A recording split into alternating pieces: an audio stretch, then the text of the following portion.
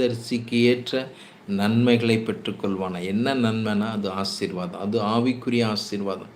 ஆவிக்குரிய வரங்களில் நீங்கள் பல மடங்கு உயர கர்த்தர் உங்களுக்கு உதவி செய்வார். ஆவிக்குரிய கிருபைகளை மனாசே பிரதர் வந்திருக்கிறாங்க. நன்றி பிரதர். Price Lord. எப்படி இருக்கிறீங்க?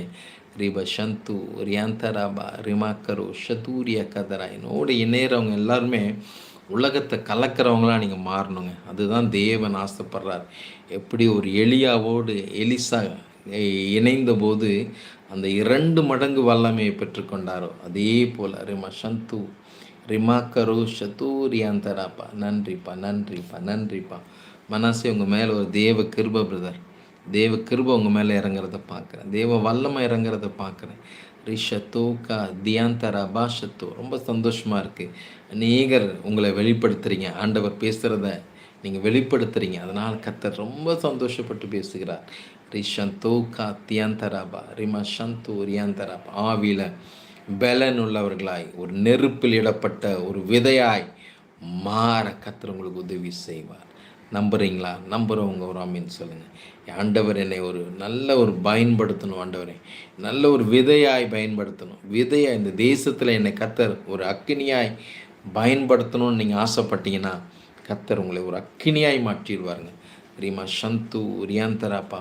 எலியா சொல்கிறார், நான் மேலே போகும்போது சால்வே நீ பார்த்தினா என்னை பார்த்தினா போதும், அந்த சால்வையை எடுத்துக்கொள் அப்படின்னு சொல்லி அந்த சால்வையை எடுத்துக்கொண்டு போய் எலியா செய்த கடைசி அற்புதத்தை எலிசா முதலாவதாக செய்தார். அந்த யோர்தானை 2ஆக அவர் பிரித்தார். ரேமா ஷந்தோ ரியாக்கதராப்பா.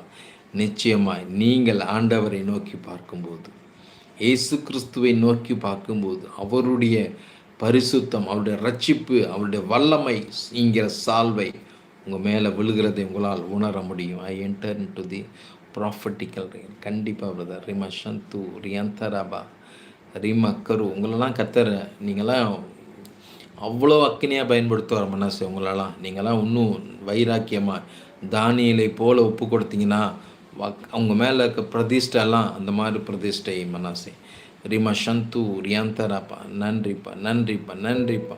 அநேக சிங்கத்தின் வாய்களை கட்டக்கூடிய கிருபையை கர்த்தர் மனசு மேலே வைத்திருக்கிறார். ரப ஷந்து ரியாந்தரா. அன்பு இல்லை, சமாதானம் இல்லை, ஜெபிங்க. கண்டிப்பாக சிஸ்டர் உங்களுடைய போராட்டங்களை கர்த்தர் மாற்றுவேன் என்று வாக்கு பண்ணுகிறார். உங்கள் வாழ்க்கையில் இருக்க எல்லா குறைவுகளையும் கர்த்தர் மாற்றுகிறார். இப்பொழுது இயேசுவின் நாமத்தினால அன்பை கெடுக்கிற கிரியைகள், சமாதானத்தை கெடுக்கிற கிரியைகள், ஆண்டவர் சொல்றார், என் சமாதானத்தை நான் உங்களுக்கு வைத்து போகிறேன். உங்கள் கால்களுக்கு கீழே சாத்தானின் கிரியைகளை போட்டு கர்த்தர் மிதித்து விட்டேன் என்று வாக்கு பண்ணியிருக்கிறார். ரோமர் 16:20 வசனத்தின்படி கண்டிப்பாக தெய்வ சமாதானத்தை பெற்றுக்கொள்ள கர்த்தர் உங்களுக்கு உதவி செய்வார். நல்ல ஆவியில் பலப்பட பிசாசின் கிரிகள் எல்லாம் உங்களை விட்டு வெளியே போகிறதை நீங்கள் உணர முடியும். ஆனால் நல்ல தேவனோடு முதல்ல நல்லா பேசுங்க. பைபிளை எடுத்து நல்லா படிங்க. படிக்க ஆவியில் ஒரு அக்கினியாக மாறுறதை உங்களால் உணர முடியும். அடுத்து ஜெபத்தில் ஆண்டவரோடு பேசுங்க.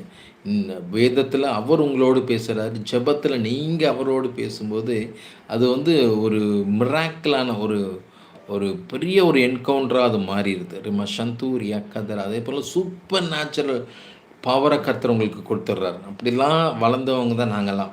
அப்படியெல்லாம் உருவானவங்க தான். இரவு பகல் தேவ சமூகத்தில் காத்து கடந்து தேவனுடைய அபிஷேகத்தை, ஆண்டவர் வேதத்தின் என்னென்ன அபிஷேகம் சொல்லப்பட்டிருக்கிறோம், என்னென்ன காரியங்கள் சொல்லப்பட்டிருக்கிறதோ எல்லாம் எனக்கு வேணும் ஆண்டவரே என்று கேட்டது நிமித்தமாய் கர்த்தர் என்று எடுத்து பயன்படுத்துகிறார். தெளிவாய் ஒவ்வொருத்தருக்கும் வார்த்தைகளை கொடுக்கும்போது அந்த வார்த்தைகளை கர்த்தர் உறுதிப்படுத்தி அதை நிறைவேற்றுகிறார். யாரெல்லாம் தீர்க்க தரிசனத்துக்கு கீழ்ப்படுகிறார்களோ, அந்த வார்த்தைக்கு கர்த்தருடைய வார்த்தை என்று நடுங்குகிறார்களோ, அந்த வார்த்தையை கேட்டு அதுக்கு கீழ்ப்படிந்து நடக்கும்போது கர்த்தர் அந்த காரியங்களை வாய்க்க செய்கிறார். ஆமென். இல்லை இது ஜஸ்ட் லைக் இது ஒரு வார்த்தை தானே. ஒரு சமீபத்தில் ஒரு தாயார் வீட்டுக்கு போயிருந்தேன். அந்த அம்மா சொன்னாங்க, பாஸ்டர் ஆண்டவர் என்ன சொல்கிறார் என்னை பற்றி கொஞ்சம் சொல்லுங்கள் பாஸ்டர் அப்படின்னு சொல்லி. ஒரு தடவை சொல்லுவார், 2 தடவை சொல்லுவார், 3ஆவது தடவை சொல்லிட்டாரு, நீங்கள் சொல்கிற வார்த்தைக்கு கீழ்ப்படுகிறீங்களா அப்படின்னு சொல்லி கேட்கும்போது, இல்லை பாஸ்டர் ஆண்டவர் என்ன சொல்கிறாரு அப்படின்னு கேட்க தான் எனக்கு விருப்பம், கீழ்ப்படிய விருப்பம் இல்லை என்று சொன்னபோது கர்த்தர் அதுக்கப்புறம் அவங்களுக்கு